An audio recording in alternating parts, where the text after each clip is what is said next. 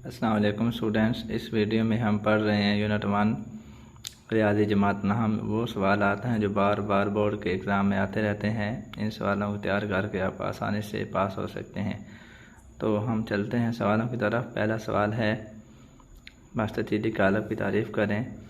ऐसा कालब जिसमें कतारों की तादाद कालमों की तादाद के बराबर ना हो मुस्ततीली कालब कहलाता है। इसकी मिसाल भी आप देख सकते हैं। कोई भी ऐसा कालब जिसमें कतारों की तादाद कालमों की तादाद के बराबर ना हो, आप इसको लिख सकते हैं इस कालब की मिसाल में। सवाल नंबर 2 है, मुरब्बई कालब की तारीफ़ करें। मुरब्बई कालब एक ऐसा कालब होता है जिसमें कतारों की तादाद कालमों की तादाद के बराबर होती है। तो इसके एग्जाम्पल भी आप देख सकते हैं। कोई भी एग्जाम्पल ले लें जिसमें कतारों की तादाद कालमों की तादाद के बराबर हो। आप 2/2 का ले सकते हैं, 3/3 का ले सकते हैं। कोई भी एग्जाम्पल आप उसके ले सकते हैं। तीसरा सवाल है, ट्रांसपोज कालब की तारीफ़ करें। किसी दिए हुए कालब m की कतारों को कालमों में बदल लेने से जो नया कालब हासिल होता है mt, तो वो कालब m का ट्रांसपोज कालब कहलाता है। ट्रांसपोज को ज़ाहिर करने के लिए हम उस कालब के ऊपर छोटा सा t डाल देते हैं। उस t का मतलब होता है ट्रांसपोज। तो किसी कालब की कतारों को जब कालों में बदल देने से जो नया कालब हासिल होता है उस कालब का ट्रांसपोज कालब कहलाता है। ये जहाँ पे हमारे पास मिसाल है, हमने कालब m लिया है और इसका ट्रांसपोज लिया। इसमें एक कालम था, कालम को कतार बना दी। यानी कि हम क्या कर सकते हैं, कतारों को कालमों में चेंज कर सकते हैं और कतारों को कालमों में या कालमों को कतारों में तब्दील कर सकते हैं। आगे सवाल नंबर 4 है, सिमेट्रिक कालब की तारीफ़ करें। सिमेट्रिक कालब एक ऐसा कालब होता है, अगर किसी कालब का ट्रांसपोज एक मुरब्बई कालब A को सिमेट्रिक कालब कहा जाता है अगर कालब A का ट्रांसपोज कालब A के बराबर हो। यानी अगर हम किसी कालब का ट्रांसपोज लें और वो उसी कालब के बराबर आ जाए तो वो सिमेट्रिक कालब कहलाता है। मिसाल में देख लें, हमने कालब A लिया है जिसके अरकान है 0 2 2 0। ट्रांसपोज लिया, पहली कतार जो थी 0 2 उसको कालम बना दिया 0 2, दूसरी कतार 2 0 उसको भी कालम बना दिया। और हम देख सकते हैं कि ये मिसाल ये जो कालब जो है कालब A के इक्वल है, लिहाजा ये एग्जाम्पल है सिमेट्रिक कालब की।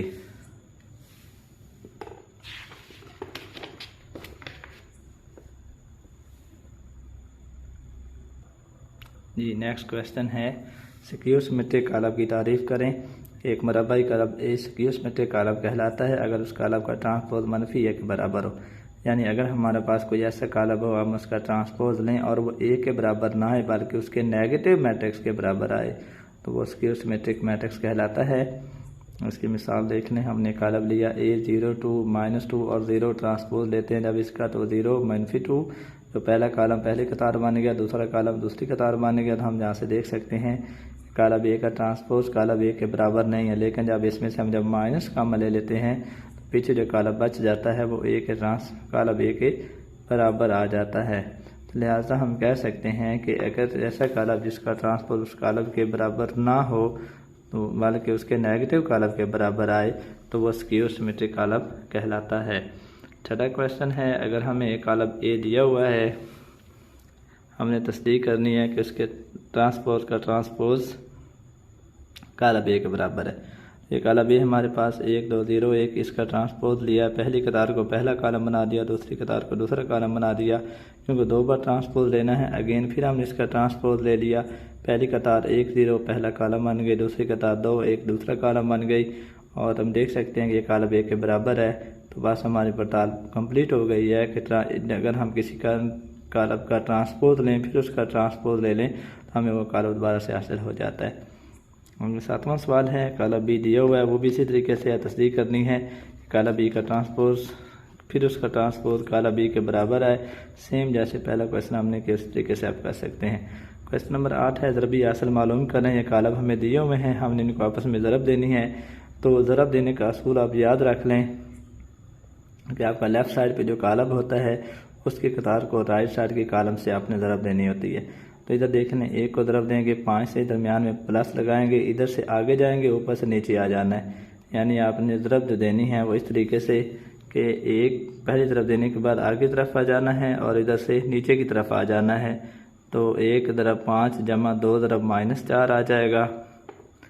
1 ज़रब 5 5 होता है, जमा ज़रब माइनस 4 × 2 8, जमा के 5 माइनस के 8, पीछे हमारे पास माइनस का 3 बचेगा।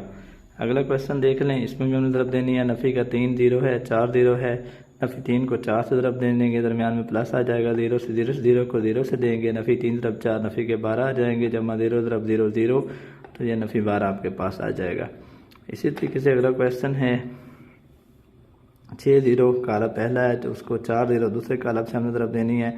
तो इसकी कतार जो है 6 को 4 से ज़रब दी, दरमियान में प्लस लगाया, 0 को 0 से मल्टीप्लाई करेंगे। 6 × 4 24 आता है, जमा 0 ज़रब 0 0 आता है, 24 जमा 0 24। तो ये इसका आंसर है जो ज़रबी आसा हमने मालूम किया है 6 0 का और 4 0 का। जी स्टूडेंट्स, 9वां सवाल है। इन्हीं सवालात के साथ कालब ए हमें दिया हुआ है 1 2 1 -2 3 4 और बी दिया हुआ है 0 7 -3 और 8। तो हमने 3a - 2b की कीमत मालूम करनी है। 3a - 2b, 3a की जगह a के कालब की कीमत लिखी, माइनस आ गया 2 के 2 लिख दिया। b की जगह b कालब की कीमत लिख दी। 3 × 1, 3 को -2 से ज़रब देंगे, 3 को 3 से ज़रब देंगे, 3 को 4 से, दरमियान में माइनस आ गया। 2 0 से ज़रब होगा, 2 को 7 से ज़रब देंगे, 2 को -3 से ज़रब देंगे, 2 को 8 से ज़रब देंगे। 3 × 1 3 होता है, 3 × -2 माइनस का 6 आ जाएगा, 3 × 3 9 आ जाएगा, 3 × 4 12, -2 × 0 0 हो जाएगा, 2 × 7 14 और 2 × 8 16 आ जाएगा। अब इस कॉलम में से इसको माइनस करना है क्योंकि बीच में माइनस है। 3 - 0, 3 - 0 आ जाएगा, -6 - 14 आ जाएगा। 9 - ये देखें यहाँ -, प्लस हो जाएगा, 9 + 6 आ जाएगा, 12 - 16 आ जाएगा। 3 में से 0 माइनस करेंगे 3 आता है। -6 और -14 नफ़ी के 20 हो जाएंगे। 9 × 6 15, जमा के 12 है, माइनस के 16, -16 ज़्यादा है, -16 में से 12 माइनस करेंगे, मनफी के 4 रह जाएंगे। सवाल नंबर 10 है, ये कालब हमें दिए हुए हैं, इनका मकता मालूम करना है। कालब ए है तो याद रखने किसी भी कालब का मकता जब हमने निकालना है उसके वतरी अरकान को ज़रब देनी है और उस हासिल ज़रब में से गैर वतरी अरकान का हासिल ज़रब माइनस कर देना है। यानी डायगोनल एलिमेंट्स के हासिल ज़रब में से आपने नॉन डायगोनल एलिमेंट्स का हासिल ज़रब माइनस करना है। तो कालब ए में हम देखें ज़रा, तो डायगोनल एलिमेंट्स हैं नफ़ी 1 और 0, इनको ज़रब दिया, दरमियान में मनफी आ जाएगा। नॉन डायगोनल एलिमेंट्स 1 और 2 हैं, इनको ज़रब दी, नफ़ी 1 ज़रब 2, नफ़ी 1 ज़रब 0 0 होता है, -2 ज़रब 1 -2, तो इसका मकता आ जाएगा -2। इस तरह कालब बी है, इसका भी मकता हमने मालूम करना है। इसके डायगोनल एलिमेंट्स हैं 1 और -2, नॉन डायगोनल हैं 3 और 2, तो 1 ज़रब -2 आ जाएगा, दरमियान में -3 ज़रब 2, तो 1 ज़रब -2 -2 होता है, -3 ज़रब 2 6, -2 और -6 मनफी का 8 आ जाएगा। सी कालब हैं वो भी हम इस तरीके से आप खुद कर सकते हैं, आपके सामने ये किया हुआ है। कालब सी का मकता भी निकाला हुआ है, कालब डी का मकता भी निकाला हुआ है। अब सवाल नंबर 11 है, दिया गया कालब नादर है या गैर नादर। तो पहले आपको ये पता होना चाहिए कि नादर कालब और गैर नादर कालब कौन सा होता है। ऐसा कालब जिसका मकता 0 के मसावी हो वो नादर कालब कहलाता है। कोई भी ऐसा कालब हो जिसका मकता 0 के मसावी हो वो नादर कालब होता है, और ऐसा कालब जिसका मकता 0 के मसावी ना हो गैर नादर कालब कहलाता है। तो आप इसकी डेफिनेशन भी एग्ज़ाम में आ जाती हैं, आपने डेफिनेशन भी याद करनी है। नादर कालब और गैर नादर कालब में फ़र्क आपको आना चाहिए कि जिसका मकता 0 के मसावी हो वो नादर कालब होता है, जिसका मकता 0 के मसावी ना हो वो गैर नादर कालब होता है। तो यहाँ देख लें, कालब सी हमने सॉल्व किया हुआ है। कालब सी के अरकान हैं 7 -9 3 और 5, इसका हमने मकता निकाला 7 3 -9 5। ये डायगोनल एलिमेंट 7 × 5 लिख दिया, -9 × 3, 7 × 5 35 होता है, ये माइनस प्लस हो जाएगा, 9 × 3 27, 35 में 27 को जमा किया 62, ये 0 के बराबर नहीं आया, लिहाजा ये गैर नादिर कालब है। यानी जिस कालब का मकता 0 का मसावी ना हो वो गैर नादिर कालब होता है। अपने वीडियो के सिलसिले को आगे बढ़ाते हैं। तो हम बात कर रहे थे गैर नादर कालब की और नादर कालब की। हमारे पास कालब बी है, इसका भी हमने चेक करना है ये नादर है या गैर नादर। तो इसका मकता लिया, वतरी अरकान है 4 ज़रब 2 -1 ज़रब 3, 4 ज़रब 2 8 होता है, 8 -3 ज़रब 1 3, 8 में से 3 निकाला 5, तो ये गैर नादर कालब है। अब हमारे पास कालब डी है, इसका हम चेक करते हैं कि ये नादर है या गैर नादर है। इसका मकता लिया, वतरी अरकान है 5 और 4, 5 को 4 से ज़रब दी, दरमियान में मनफी लगा दिया। गैर वतरी अरकान है -10 और -2, तो -2 को -10 से ज़रब दी, 5 ज़रब 4 20 होता है, नफ़ी ज़रब नफ़ी जमा हो जाएगा, ये नफ़ी ज़रब नफ़ी प्लस हो जाएगा, दो दरब 10 20 आ जाएगा। 20 में से 20 माइनस करेंगे 0, ये नादर कालब है। चूँकि इसका मकता 0 आया है लिहाजा ये एक नादर कालब है। अगला सवाल है कालब ए और कालब बी दिए हुए हैं। 2a जमा 3b की कीमत मालूम करनी है। 2a की जगह a कालब लिखा जमा 3b की जगह b कालब लिख दिया। 2 को a के तमाम अरकान से ज़रब दी है, इसी तरह 3 को भी b के तमाम अरकान से ज़रब दी।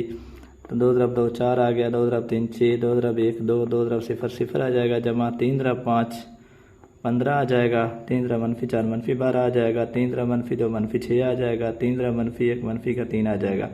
तो अब करस्पॉन्डिंग एंट्रीज जमा होती हैं, आमने सामने के अरकान जमा होते हैं। 4 जमा 15 आ जाएगा, 6 जमा माइनस, ये जमा माइनस माइनस हो जाएगा, 12 आ जाएगा, 2 जमा माइनस माइनस हो जाएगा, 2 माइनस 6 आ जाएगा, 0 जमा माइनस माइनस हो जाएगा, माइनस का 3। 15 और 4 19 होता है, 6 माइनस 12 माइनस के 6 आ जाएंगे, 2 माइनस 6 माइनस का 4 आ जाएगा, 0 माइनस 3 माइनस का 3 आ जाएगा। सवाल नंबर 13 है दिए हुए कालब का मनफी कालब मालूम करें। तो किसी भी कालब का मनफी कालब अगर लेना है तो उसके अरकान की अलामतें चेंज कर दें और उस कालब के साथ माइनस की अलामत लगा दें। यानी कालब ए है, इसका मनफी कालब मनफी आ जाएगा और उसके जितने अरकान हैं उनकी अलामतें तब्दील कर दें। इसी तरह बी कालब दिया हुआ है, इसका भी मनफी कालब निकालना है। तो आप देख सकते हैं कालब बी के अरकान 3 माइनस 1 2 और 1, तो इसका मनफी कालब आएगा। मनफी बी और अरकान की अलामतें बदल जाएंगी। 3 पहले प्लस का माइनस का हो जाएगा, माइनस 1 प्लस 1 बन जाएगा, प्लस 2 माइनस का 2 हो जाएगा, प्लस 1 माइनस का 1 हो जाएगा। इसी तरीके से सी कालब और डी कालब इनके भी आप मनफी कालब निकाल सकते हैं। ये एक्सरसाइज 1.2 जो है क्लास नहम की, उसका सवाल है, वहाँ पे क्वेश्चन दिया हुआ है कि दिए हुए कालबों के मनफी कालब मालूम करें। तो अपने कंसेप्ट याद रखना है कि जब भी किसी कालब का मनफी कालब निकालना हो, मनफी कालब मालूम करना हो, तो आपने उस सेट के साथ माइनस की अलामत लगा देनी है। उसके जितने अरकान हैं उनकी अलामतें आपने तब्दील कर देनी। जो पहले प्लस के साथ होगा उसको माइनस लिख देना, जो माइनस का होगा उसको प्लस का लिख देना है। और ये लास्ट सवाल है इस वीडियो का, सवाल नंबर 14। ये मशक नंबर 1.3 से लिया गया है। कालबों के जमी और तफरीकी अमल की मदद से हासिल कालब मालूम करें। ये सवाल हमें दिया हुआ है। सबसे पहले जो ब्रैकेट के अंदर 2 कालब लिखे हुए, पहले उन दोनों को जमा करेंगे। 1 जमा 0 आ गया, फिर 0 जमा 2 आ गया, 0 जमा 3 आ गया, इसमें फिर 1 जमा 0 आ जाएगा, जमा ये कालब अभी वैसे का वैसे आ जाएगा। इनको जमा करने पहले 1 जमा 0 1 आ जाएगा, 0 जमा 2 2 आ जाएगा, 0 जमा 3 3 आ जाएगा, 1 जमा 0 1 आ जाएगा, जमा ये कालब वैसे का वैसे आ गया। अब चूँकि हमने दोनों कालमों को जमा कर लिया है, लिहाजा आप इन कालमों को आपस में जमा करते हैं। तो अगर हम इनको जमा करें, 1 जमा 1 आ जाएगा, 2 जमा 1 आ जाएगा, 3 जमा 1 आ जाएगा, 1 जमा 0 आ जाएगा। यानी आमने सामने के अरकान आपने जमा करने हैं। तो 1 जमा 1 2 आ जाएगा, 2 जमा 1 3, 3 जमा 1 4, 1 जमा 0 1, तो ये इसका हासिल कालब आ जाएगा। तो 2 सवाल और भी हैं इस तरह के, तो आपने अगर जमा करना है तो यही तरीका है। इसी तरीके से आप कालमों को जमा कर सकते हैं। मनफी करना है तो वो भी इसी का भी यही तरीका।